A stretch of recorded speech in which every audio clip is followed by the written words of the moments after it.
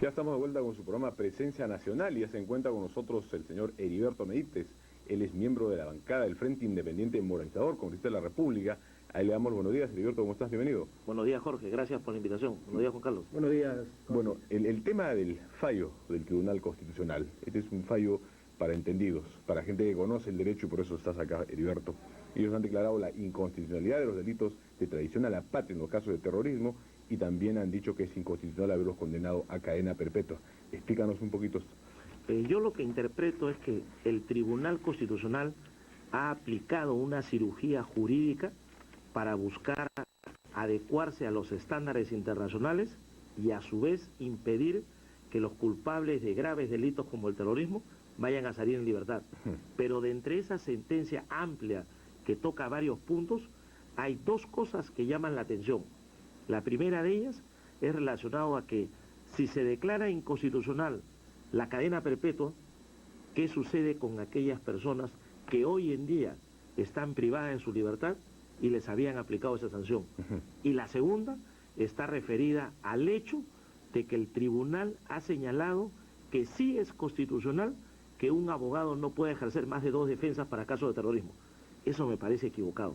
Ahora, Heriberto, existe un principio que se llama el de la retroactividad benigna. Así es. ¿Cierto? O sea, si se declara la inconstitucionalidad de la cadena perpetua luego, esto favorece al reo en términos hacia atrás. Así es. A todos los que hoy en día están condenados por cadena perpetua, con la resolución del tribunal va a haber una lluvia de habeas corpus diciendo, señor, esta pena es inconstitucional, por consiguiente yo solicito que mi caso se revise.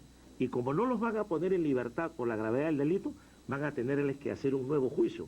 Y veamos que no solo son los casos de terrorismo, de Guzmán, Polay y compañía, sino hay casos de terrorismo agravado, de los secuestradores, como por ejemplo Momón, que fue sometido al fuero militar y condenado a cadena perpetua, o de narcotraficantes que están condenados a cadena perpetua, como Vaticano, creo, u otros. Entonces, todos estos que tengan cadena perpetua van a decir, señor, esto es inconstitucional. Así que yo quiero la revisión de mi proceso. Ahora, si nos situamos en el ámbito del terrorismo, ¿qué pasaría? Abimael Guzmán, por poner un ejemplo que es el más gráfico para el país, dice, yo estoy sometido a un tribunal militar, eso es inconstitucional. Fui sometido a un tribunal sin rostro, es inconstitucional. Fui condenado a cadena perpetua, es inconstitucional. ¿Qué cosa haría él? Presenta un habeas corpus y pide un nuevo juicio. Cuando le hagan el nuevo juicio, ¿cuál es la pena que le van a imponer? Esa es la pregunta que tienen que hacerse los televidentes. ¿Cuál es? El presidente del Tribunal Constitucional, el señor Javier Alba Orlandini, ha dicho que no hay que tener miedo a esta resolución, que los terroristas no van a salir libres, que se esperará que ellos cumplan unos 30 años de condena para recién pedir la reconsideración. Analizando esta sentencia, ¿esto es así? ¿Esto se cumplirá? Usted ha dicho que es probable que existe este riesgo de que presenten habeas corpus, se puedan ser escarcelados. ¿Con cuál nos quedamos? ¿Con la opinión de Javier Alba Orlandini? Yo lo que creo es que los habeas corpus van a ser utilizados para nuevos juicios. El peligro es que algún juez interprete equivocadamente y los escarcele. Por eso, en teoría, el tema pasa al Congreso para que lo adecúe, para que dé las nuevas leyes, para imponga las nuevas penas hacia adelante. Bueno, la señora Delia, eso es el Congreso. La señora Delia Reboredo ha dicho que esta es la única interpretación, la interpretación auténtica, original, nadie más puede pronunciarse sobre este tema. O sea, de acuerdo a la Constitución, el máximo intérprete de esta carta política es el Tribunal Constitucional. Pero yo digo, en la teoría esto pasa al Congreso. Nueva ley, nuevas penas, adecuación, todo lo que quieras, hacia el futuro. Pero en la práctica, ¿quién va a resolver el tema de los que están presos y los habeas corpus que interpongan? Va a ser el Poder Judicial. Entonces ahí hay que tener cuidado y hay que hilar fino. Pues mira, yo ponía el ejemplo antes de Guzmán. Cuando le hagan el nuevo juicio y lo vayan a condenar, ¿qué va a hacer el Poder Judicial? Va a decir, señor, ya no hay cadena perpetua. Entonces, ¿cuál es la máxima pena que le puede imponer a Guzmán? Revisamos las leyes y vemos que en el año 92, que donde todavía habían atentados terroristas porque Guzmán fue detenido en el 93, en el 92, la pena máxima por terrorismo era 30 años. Entonces, un nuevo juicio a Guzmán implicaría 30 años de prisión. ¿Por qué? Porque si hoy día el Congreso amplía penas de 50 años, por decir, eso regirá para el futuro. Eso no va hacia atrás. Ese es el riesgo. Me voy a tener la osadía de hacer una pequeña corrección, mi querido Heriberto. Guzmán fue detenido en septiembre del 92. 93 creo. No, septiembre del 92. 92. Pero bueno, el otro tema es... Fue detenido antes del intento de golpe de... Después del intento de golpe de Estado, claro. Que Salinas fue en noviembre del 92, entonces él tiene que haber sido después. No, septiembre del 92 se hago una apuesta pública, un ceviche, mi amigo Heriberto. No, pero mi duda está, Salinas Sedó intentó el 13 de noviembre de 1992. Así es. Y Guzmán fue detenido después. 12 de septiembre del 92. O sea, antes. Primero fue detenido Guzmán y después vino el intento de golpe de Salinas. Ajá. Esa sería mi duda. La dejo a los amigos televidentes y si no, la apuesta está pendiente. La apuesta está, hay un ceviche de por medio. La apuesta está de por medio o puede ser caldo de gallina, cualquiera de las dos. Que sean dos. Claro, pero es una cuestión numérica, pero ahí estamos. Acepto la apuesta. Muy bien, Heriberto. Por otro lado, el Tribunal Constitucional ha pedido, o sea, ha declarado la inconstitucionalidad de los delitos de traición a la patria en caso de terrorismo, por un lado, y la aplicación de la cadena perpetua para contextualizar, ¿cierto? Pero además ha dicho que estas penas se van a ejecutar todavía durante 30 años, y que luego de 30 años ya se verá qué hace el Poder Judicial. ¿Esto no es prolongar la inconstitucionalidad por 30 años? No, lo que ha hecho es decir, en los casos de cadena perpetua, queda suspendida la aplicación de esta sentencia hasta que el Congreso dicte las normas pertinentes. Y si el Congreso no lo hace, tendrán que esperar 30 años para pedir que revisen su sentencia. O sea, ¿le está pasando la papa caliente al Congreso? Claro, no, entonces, pero acá queda una cosa. El que hoy día está condenado por cadena perpetua va a decir, yo estoy privado de mi libertad, pero por una pena que ha sido declarada inconstitucional. Eso es lo irónico, y eso es lo contradictorio. Entonces va a decir, ¿qué pasó con usted? Entonces va a decir, no señor, mi pena es inconstitucional, pero estoy acá porque si el Congreso no la aprueba, tendré que esperar 30 años. Ahora, la pregunta del $1.000.000 es, ¿la Corte Interamericana de Derechos Humanos acepta eso? Bueno, esto va a originar, primero, habeas corpus. Si no se solucionan acá, va a haber gente que va a ir a la instancia internacional. Lo mejor, creo yo, es interpretar esto judicialmente y aplicar como lo han hecho en el caso de Lori Berenson, que se anula el proceso, se hace uno nuevo y le dan las garantías y le ponen la pena que corresponda, o como en el caso de los chilenos Castillo Petrucci, que ya se anuló el proceso anterior y les están iniciando uno nuevo. Lo que pasa es que la cantidad de procesos es la que asusta al Poder Judicial. 1000 juicios de golpe. ¿Qué hace el Poder Judicial? Con recursos, apelaciones, recusaciones, excepciones. Con una carga procesal de por sí ya bastante pesada. Ese es el riesgo. Por eso es que digo, en la teoría, el Congreso tiene el problema, pero en la práctica lo tiene el Poder Judicial. Porque ¿quién es el único que puede ordenar la excarcelación de una persona? El Poder Judicial. ¿Quién es el único que puede decir un nuevo juicio? El Poder Judicial. El Congreso no va a dar una ley que diga, oye, excarcele a tal, salvo que dé una amnistía. Y no creo yo que el Congreso vaya a querer aprobar una amnistía. Y tampoco creo que el presidente de la República quiera indultar. Entonces ahí el tema va a estar, en la práctica, Poder Judicial. Y en la teoría, el Congreso. El tema Lori Berenson es diferente porque ella incluso fue juzgada por un tribunal civil. Se le hizo un nuevo proceso, pero con la legislación terrorista que ha sido hoy día o ayer declarada inconstitucional. ¿Qué pasa con el caso Berenson? ¿Ella puede pedir revisión? ¿Puede pedir que se le deje en libertad? No, ¿Qué pasa con ese caso? En el caso de Berenson no, porque ella tiene ya el tema a nivel de la Corte Interamericana de Derechos Humanos. Y a ella ya le habían anulado el juicio del fuero militar, que era inconstitucional, ya le anularon la pena de cadena perpetua y ahora tiene 20 años. Entonces, que ella diga, este fallo me da la razón, eso ya se le habían dado con anterioridad, ya le hicieron el nuevo juicio. Entonces, ahora solo se está, en el caso Berenson, a esperar qué decide la Corte Interamericana de Derechos Humanos. Lo que preocupa son los otros, los cabecillas de Sendero, el MRTA, los narcotraficantes y los secuestradores que están condenados a cadena perpetua y que hoy en día están en diversos penales del Perú. ¿Cómo reaccionarán ellos ante esto? Y eso es un problema real. Hay que verlo académica y jurídicamente, no política y socialmente. Entonces los jueces van a recibir, insisto, una lluvia de habeas corpus. ¿Y cómo lo resolverán? Eso tendremos que esperarlo y confiamos en que lean, en que estudien y en que resuelvan de la mejor manera. Ahora, Heriberto, el otro gran tema en esto del fallo del Tribunal Constitucional tiene que ver con que se ha dicho que deben de ser juzgados nuevamente ante el fuero civil. Sí, es ¿Cierto? O sea, los tribunales militares han quedado ya pues completamente desautorizados. La pregunta procesal es, las pruebas actuadas en el fuero militar, los atestados policiales elaborados en el fuero militar, ¿tienen validez ante el fuero civil?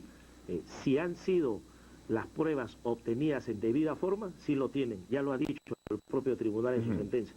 Pero si son obtenidas indebidamente o bajo tortura, demostrado y probado, entonces evidentemente esas pruebas no tienen valor, porque si no sería absurdo. Si se anula todo, entonces no podrías recabar nuevas pruebas, entonces tendrías al final que liberarlos a todos. Por eso es que se ha dicho, las pruebas que han sido bien obtenidas, de acuerdo a lo establecido en los procedimientos penales, policiales y técnicos, y que no han sido cuestionadas, tienen el mismo valor y pasan al fuero común para un nuevo proceso. Eso no cabe la menor duda.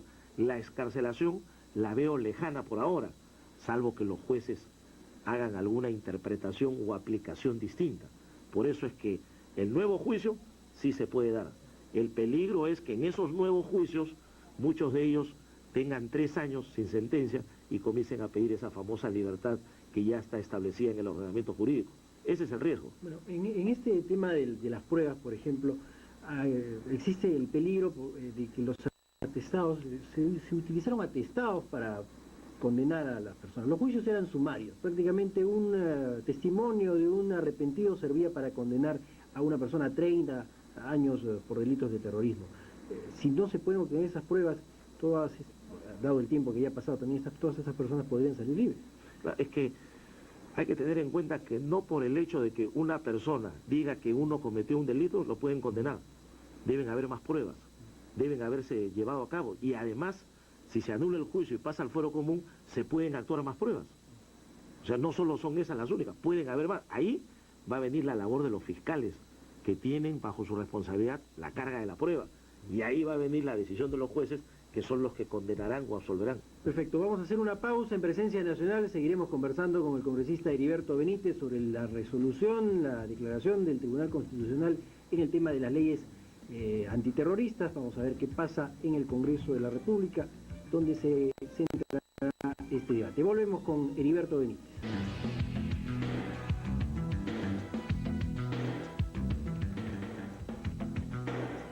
Conversando con el congresista Heriberto Benítez sobre el fallo del Tribunal Constitucional en materia de las leyes antiterroristas. Se ha dicho, lo ha mencionado Heriberto Benítez, que este tema ahora pasará al Congreso. ¿En qué etapa, en qué momento del debate de estas leyes, de esta reforma de las leyes antiterroristas se encuentra el Congreso? ¿Está a nivel de comisión? ¿En qué se está evaluando en ese tema? Este tema está en la Comisión de Justicia. El Poder Ejecutivo había enviado un proyecto, creo que en el mes de julio, se ha elaborado un predictamen en la Comisión de Justicia y se había acordado esperar la resolución del tribunal para hacer la adecuación de la legislación antisubversiva. Esto implicará un debate en la comisión y un debate en el Pleno del Congreso. No está en esta ampliación de la agenda, pero creo que habrá que hacer las gestiones para que pueda ingresar en este mes de enero y pueda discutirse esta ley que regirá, como todos sabemos, hacia adelante. Uno de los puntos que se veía era, casualmente, derogar la cadena perpetua y poner penas de 45 años. Algunos decían 50, correcto, que se pongan 50 años, pero eso será para el futuro y no se puede aplicar hacia atrás. Ahora, Heriberto, yendo al tema de la pena de cadena perpetua, entre las críticas está que es intemporal. Esa es una de las razones por las que se ha declarado su inconstitucionalidad. Además, porque no cumple con el principio de la rehabilitación del reo. Segundo tema. Y tercero, beneficios penitenciarios. Si esto fuera así, Aymal Guzmán, por ejemplo, que ya tiene 10 u 11 años preso, podría hablar de 2 por 1, no sé. En algunos casos, cuando se trataba de delitos graves, se acaba de aprobar en el Congreso que el beneficio será 5 por 1. Puede hacer que pongan para casos de terrorismo 10 por 1, por decir. Tendría que ver y tendría que verse las adecuaciones también de la parte procesal y penitenciaria para ver cómo los jueces van a considerar que se pueda cumplir ese 10 por 1, 20 por 1 o algo, para que se mantenga a todo detenido la posibilidad de la readaptación. Porque del hecho que hay readaptación tienes que darle el beneficio, porque tiene que haber educación o trabajo. Ahora, ¿cuánto se multiplica por día de pena? Eso se tendrá que ver en la discusión que se lleva a cabo en la Comisión de Justicia, para ver qué texto se modifica, ¿no? Ahora, con este tema, uno que debe estar muy feliz es Vladimir Montesinos. Claro, porque ya no va a haber cadena perpetua contra él, ni contra Fujimori, ni contra Hermosa Ríos, ni contra ninguno de los culpables. Les aplicarán penas distintas. Ahora, hay un tema también que tener en cuenta. El año 92, cuando se modifica la legislación antiterrorista, se pone como pena máxima cadena perpetua, que ahora ha sido declarada inconstitucional, y queda la segunda, que es 30 años. Pero ese es para el terrorismo. Pero en otros delitos, por decir narcotráfico u otros, habría que ver cuál era la pena máxima en su momento para ver, cuando estos pidan adecuación, cuál es la nueva pena que les imponen. Acuérdense ustedes que el Código Penal de 1991 establecía que el tiempo de duración de una pena puede ser desde 2 días hasta 25 años. Ese era el primer texto que aprobó el Código Penal del 91. Después fue sufriendo modificaciones, pero más ligados al ámbito terrorista. Entonces ahí hay que tener mucho cuidado cuando se lleven a cabo los nuevos juicios, cuáles serán las nuevas penas que se impongan.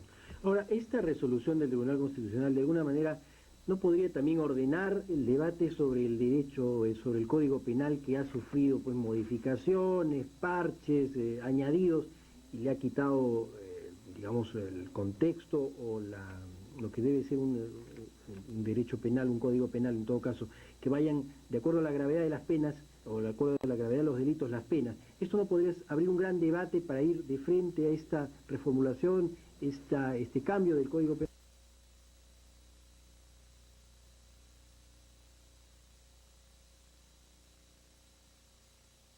Entonces, todo eso favorece a los que ya están condenados, y puede haber una variación de la figura penal, y pueden decir, por lo que a mí me condenaron no existía en esa época, porque hoy día ya fue derogado.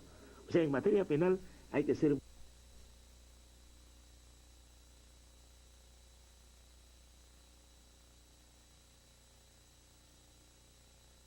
no podrá defender más de 2 causas de terrorismo. Y la pregunta es, ¿acaso eso no viola el elemental derecho a elegir un abogado? Bueno, se ha dicho... ¿Quién elige el abogado?